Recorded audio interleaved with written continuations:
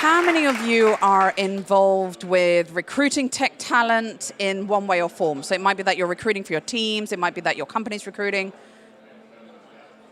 All good? Maybe, maybe.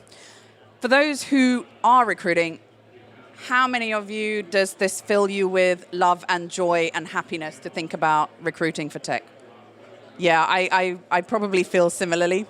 This is how I feel when I used to think about recruiting my tech talent. It is tough, it is hard, and the reason that it's hard is because it's complicated and it's expensive. In the UK, it costs about £30,000 by the time you get your bums on seat in your company. That includes everything from your recruitment fees, that might be thinking about the human time of interviewing people, the training, the development, the onboarding. So this is not a cheap thing to do. And it's also not an easy thing to do, right? So when we think about recruiting for startups, we don't have the same budgets as big companies do.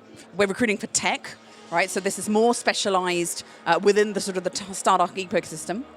And we're also talking about, if we're trying to recruit diversely, that is 3 levels of complexity that you're having to contend with in order to recruit your diverse tech talent who's right for your business. But there is a way to buck the trend. The way is to start breaking down how you look at your recruitment process. These were the things that we found are the common steps that all of our companies go through most often. And it's really around saying, what can I do at each of these steps to actually support better hiring, so I'm finding people easier, better, and able to offer them something which is of value. And if I maybe start from the defining your needs part, I put my hand up as guilty at sometimes jumping straight to writing my brief and copying and pasting what the next brief is. We're all short of time, this is what we do. But this is a step that we miss when we do that, right? And it's a little bit like if I were to come to you and say, okay, we're going to buy a new CRM system, right? We're going to be spending $150,000, $200,000 over the next 3 years, and I'm going to buy that without sitting down with our sales team or really understanding what our needs are. You'd probably look at me and say, Amali, you're ridiculous, don't be crazy. We need to really understand what we're buying and what we need to get from the system. But that's effectively what we are doing when we are just copying and pasting our briefs and not sitting down with the stakeholders who are going to be working with those people and understanding what their needs are. And this is around 2 areas. When we talk about those stakeholder needs, right, what's the team that they're going into? And we know that, for example, you might say that, I don't know, an iOS engineer in one team, surely that's the same as an iOS engineer in another team. But it's not. Because actually that team's capabilities, what they can offer, how they can support, their areas of expertise, how they work, the team culture, plays a part in how successful that person is going to be as well. And what kind of person you need into that team role. You also should think about things like, how can your operations be flexible? So if we're thinking about things like, can people work flexibly? Can people work from home? Is that something that team can support? And if they can't support it, what can we do to help them do that? So for example, let's say that you develop in agile sprints, but your weekly meetings for those sprints are on a Monday morning at 9:30. How does that work if you're hiring in someone who has to do school pickups? How does that work if someone's working remotely? So these kind of operational snagging exercises are really important to conduct. And then obviously thinking about the competitive landscape, we know that as startups and scale-ups, we can't always offer the same money as big corporates or if someone's getting offers internationally.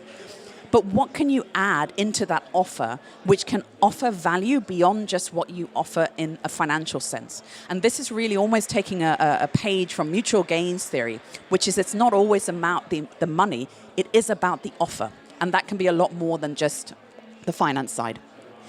When we actually get to the spec itself, words matter.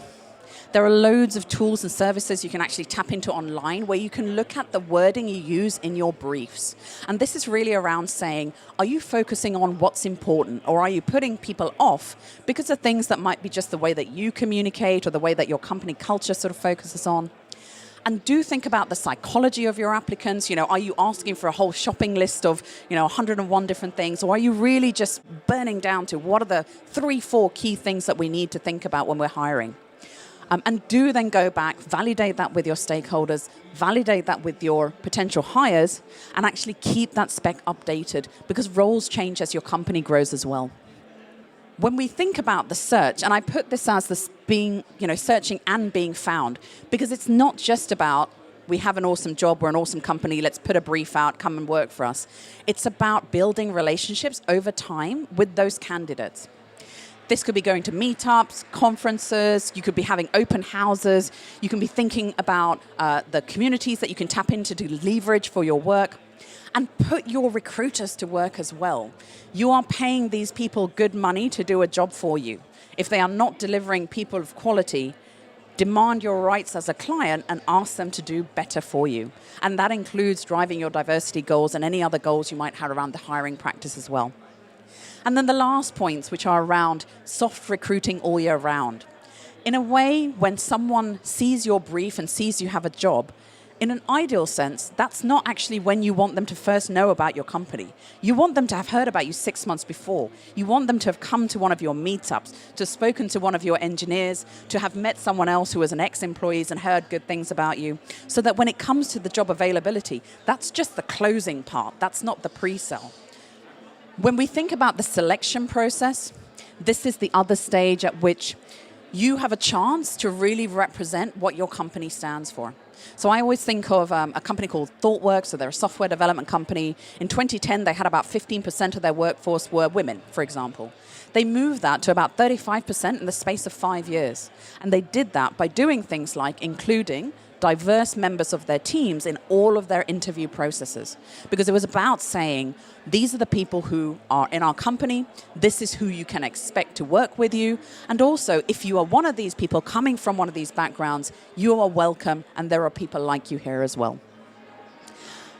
And also just thinking about when you decline selections as well, keep these people warm. These are your leads. They may not be right now, but they might be right in 6 months. And if nothing else, they will speak positively about a good interview process as well. And then the last couple of stages, which are around the offer themselves. And this kind of comes back to that point around what do you really want and what is your value proposition to this candidate. If you are negotiating and it's just around money, you're not really taking advantage of all of the tools you have available. Can you be thinking about how to offer flexible working? Can you be thinking about how you do bonus structures? Can you be thinking about how you offer support, mentoring, learning and development, all of these kind of things? These are all elements of your offer which you can pull together to offer something which is more competitive than others. And do a little bit of research. Check your salary benchmarks, check how people are doing, check what kind of offers people are doing. Because especially in this kind of market, we're talking about a seller's market, right? Most of the engineers I know get 5 or 6 applications a day from various recruiters and companies around being, coming and joining. You need to offer something more compelling than just the money. Because if it's just the money, they can go elsewhere as well. And then the last thing, just before we wrap up, is really around the onboarding. Have you spoken to the team they are joining and prepped them for this person joining? Do they know a little bit about this new employee? Do they understand what kind of expectations you've set about the offer? If you've promised them things like flexible working or part-time working, are the team ready to deliver on that promise? Because I can imagine, I have certainly, and I'm sure most of you have heard, where people have joined companies, they've been promised certain things, and then they kind of get told, actually, no, sorry, we can't do that this week, or yeah, maybe in 6 months' time. You're letting your people down, and you're letting your hiring process down. So really think about that entry into the company.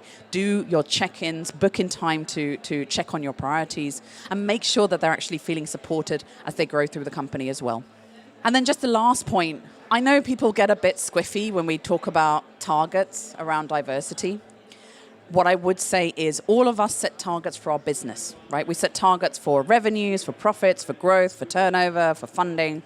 We don't set those targets because we know all the answers. We set those targets because we say, this matters to us and this is where we want to get.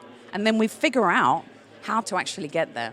And I would say, I would encourage you to see diversity and diverse recruitment in the same way. Set your targets and then work towards achieving those goals. It will get easier, but it does take a bit of time. It doesn't have to take a lot of money. But if you can put a bit of effort, what you'll often find is that as time goes on, it becomes easier for you to recruit, and you have this compound interest on people actually getting to know you and finding it easier to work with you as well. Thank you very much. My name's Amali de Alwis. Lovely to meet you all.